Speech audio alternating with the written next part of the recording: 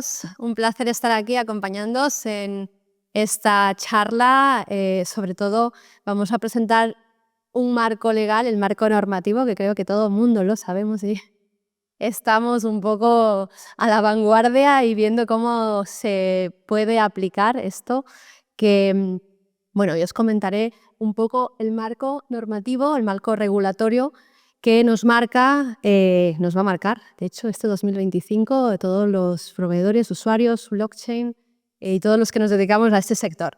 Es un placer poder compartir con vosotros. Mi nombre es Micaela García, soy Data Scientist, llevo 7 años en industria ayudando a empresas a cumplir el marco normativo legal en protección de datos y también ahora, en estos últimos años, dentro del marco normativo europeo que nos limita a cumplir también una serie de normas y requisitos para continuar operando, sobre todo en lo que nos conlleva hoy, que son los criptoactivos. Entonces, os vendré a explicar un poquito. Es una ley, ya os comento, muy amplia, que se tiene que evaluar caso por caso, que se tendrá que analizar también lo que corresponde, la usabilidad sobre todo y la aplicación, pero creo que todos estábamos a la vanguardia de las últimas modificaciones que se hicieron en esta normativa. Ya se vino hablando de esta normativa hace ya tiempo, de hecho desde el 2016 que ronda en la Comisión Europea. Tuve la posibilidad de participar dentro de una de las comisiones. En aquel entonces estábamos en pañales y hemos evolucionado al 2023 y marcamos una ley la ley MiCA, ¿no? Esta ley que regula el mercado de criptoactivos en un marco normativo europeo.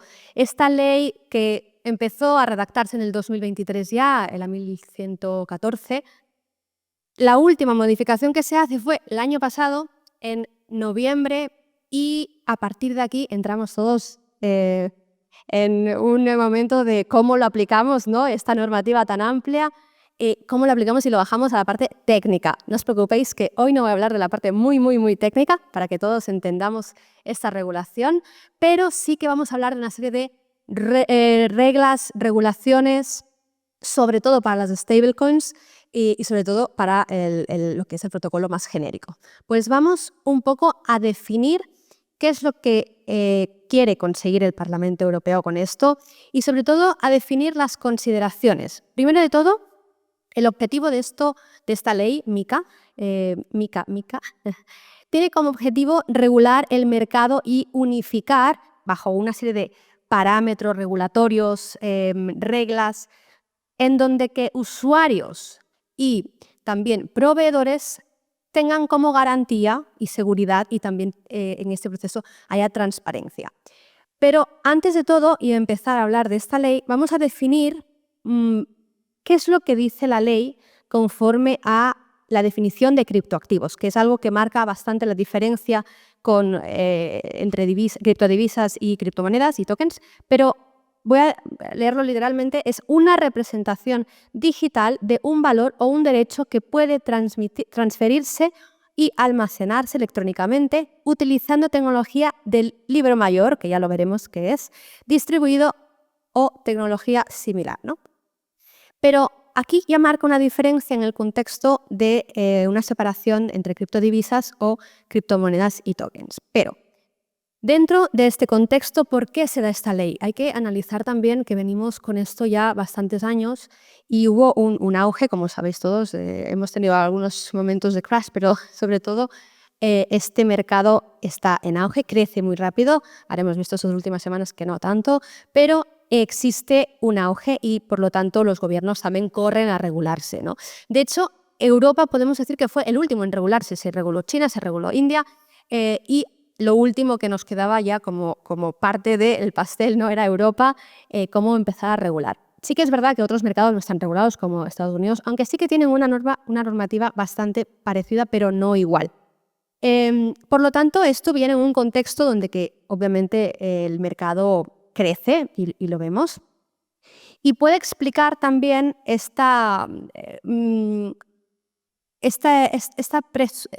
apresura también en la Unión Europea a regular para mejorar la seguridad, sobre todo, y la transparencia entre inversionistas y empresas. Vamos a ver los principales objetivos de la ley MiCA.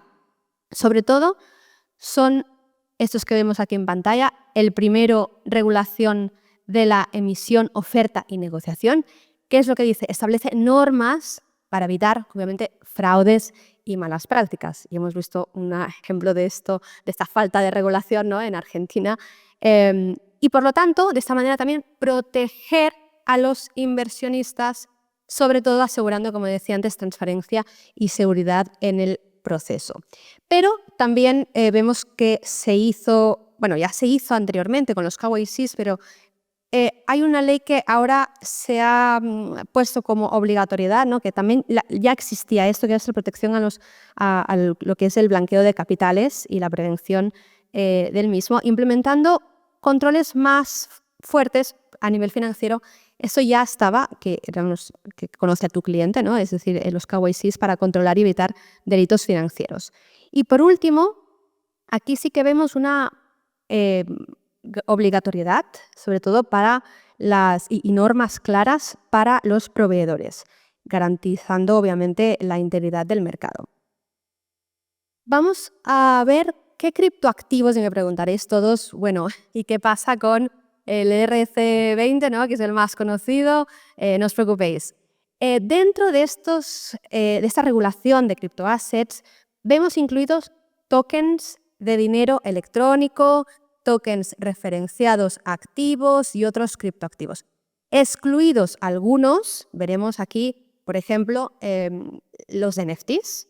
No obstante, dependiendo la utilidad y también los tokens utility security, pero dependiendo de la utilidad. ¿Por qué? Porque la ley dice que, vamos a regular todos los stablecoins, ¿no?, y también todo lo que es, bueno, los tokens referenciados activos, pero dejamos de lado los NFTs, los non-fungible tokens, pero si hay un uso de inversión, es decir, esto que se hace ahora últimamente, el co-investment, ¿no?, ya podría estar regulado y se tendría que mirar el uso, etcétera, etcétera, pero vemos aquí que parcialmente se regula, por lo tanto se tendrá que analizar caso a caso, obviamente dependiendo del uso, la aplicación de esta normativa. Con esto paso un poco a ver y evaluar, ¿no?, qué retos también tenemos, pero qué oportunidades también existe dentro de esta regulación. No es una regulación súper estricta porque al final, dependiendo mucho del uso, pero sí que es verdad que marca una serie de costos dentro de los procesos, ¿no? Dentro también existe una burocracia. Dentro de lo que es el marco, sí, estamos aquí.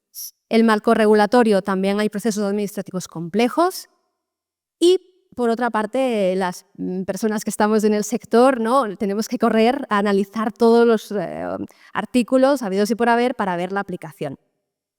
Sí que tengo que decir aquí que uno de los retos a nivel de la aplicabilidad de esta ley es la parte técnica. Hablaremos un poquito después, pero se tendrá que evaluar, como digo, caso a caso.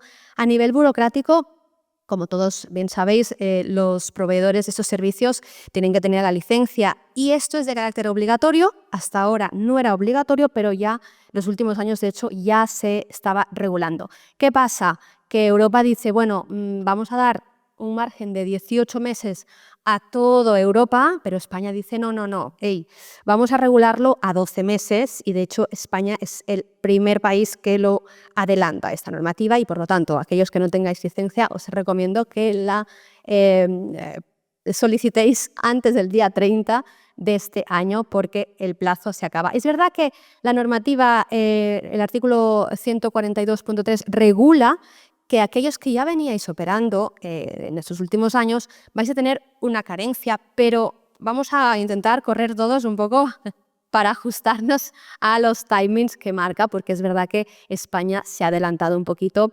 versus otros países que regulan hasta los 18 meses, es decir, un año un poquito más.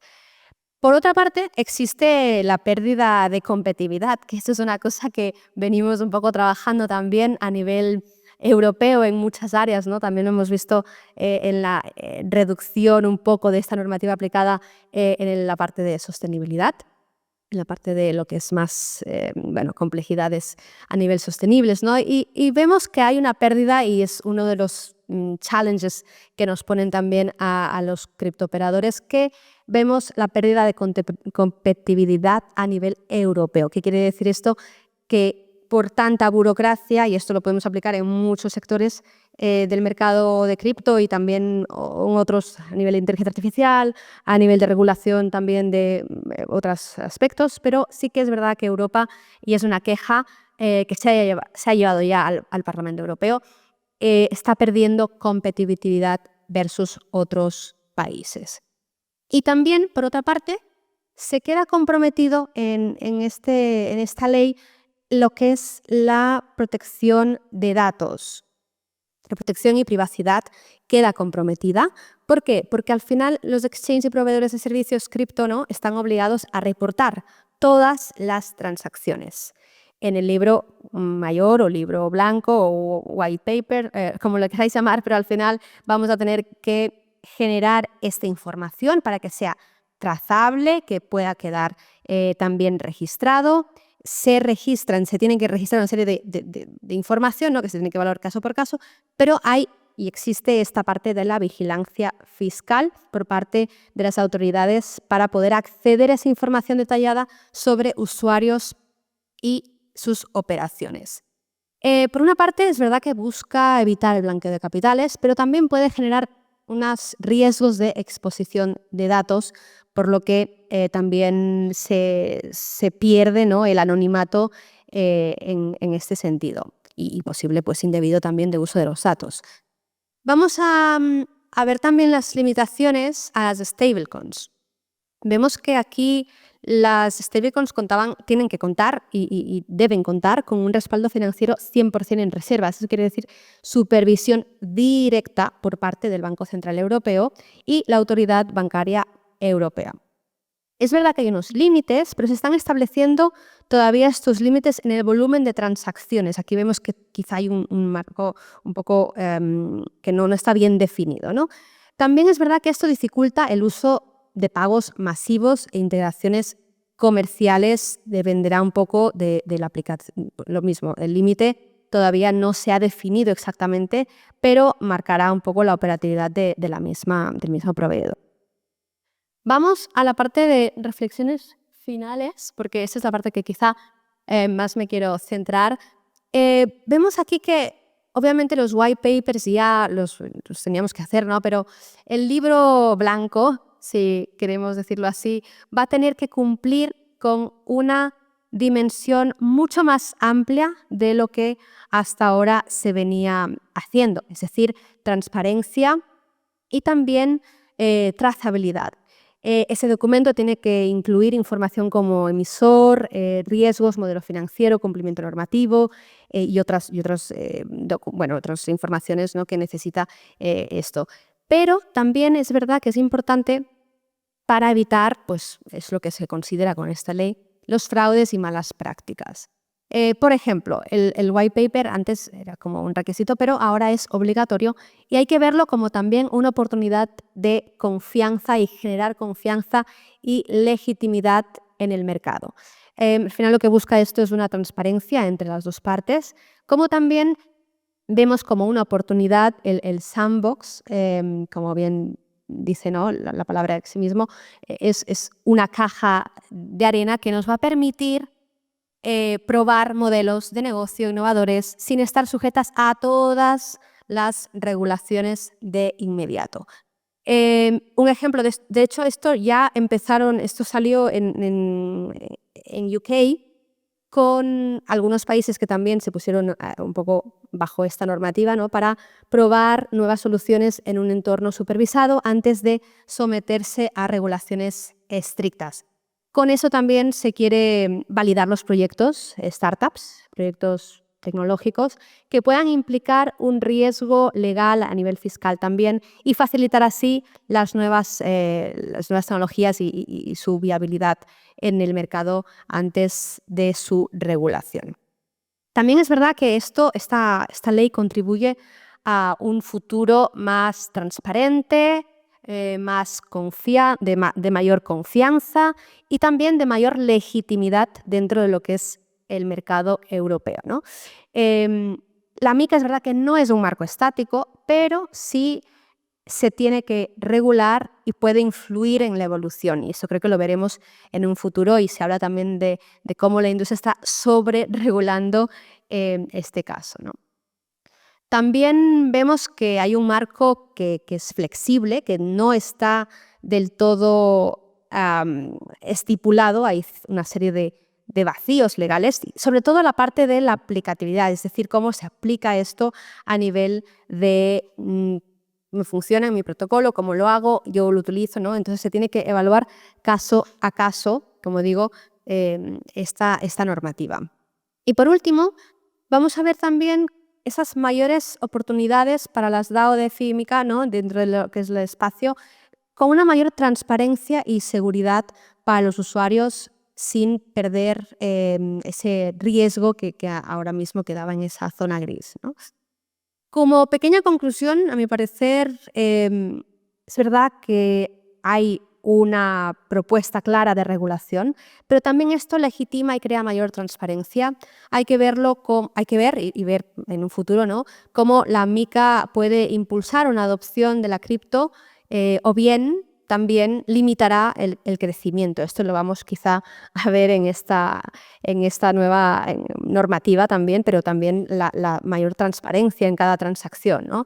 Y cómo también vamos a ver este equilibrio entre la descentralización y el cumplimiento normativo operando dentro de la Unión Europea. También evaluaremos, lógicamente, la competitividad que nosotros como empresas en Europa versus a otros países tenemos que hacer, y por lo tanto también hablamos de una sobreregulación. Veremos, es bastante probable que quizá también poco a poco vayamos adoptando mayores proveedores de confianza, sobre todo que cumplan la normativa. Y luego hay otra cosa que también sí que vemos aquí, que protege al usuario generando esta comunicación bilateral de mayor transparencia, pero también de una protección y custodia. De hecho, se limita también esta custodia. Tiene que el proveedor tener una fiabilidad dentro del mercado con una serie de garantías. Tiene que garantizar al usuario que están guardados estos tokens, ¿no?, y custodiados de manera preventiva. También se va a tener que exponer esto a nivel regulatorio. Y por lo tanto veremos cómo se puede adaptar en un marco normativo europeo que sí que viene a cambiar un poco las cosas y las maneras de que teníamos de hacer las cosas. No obstante, hay muchas oportunidades, retos por evaluar, también la forma de aplicarlo. A nivel técnico, como digo, caso a caso es un mundo, pero sí que se ve un avance crucial en lo que son la regulación en los stablecoins. Y hasta aquí puedo aportar. Estaríamos encantadas de que, no sé si fue eso, tenemos una newsletter que os hemos preparado. Podemos avanzar también en esas asesorías que necesitéis. Podemos hacer un poco de seguimiento caso a caso, ¿no?, porque es muy amplia la ley, pero sí vemos que sí o sí todos tenemos que correr al 30 de diciembre de este año para ponernos un poco las pilas y adecuarnos a la normativa legal regulatoria en el marco europeo. Ha sido un placer. Tenemos ahí el QR, si lo podéis escanear. Estaremos compartiendo por ahí una guía práctica muy básica y estaremos a vuestra disposición si tenéis dudas o consultas al respecto. Un placer.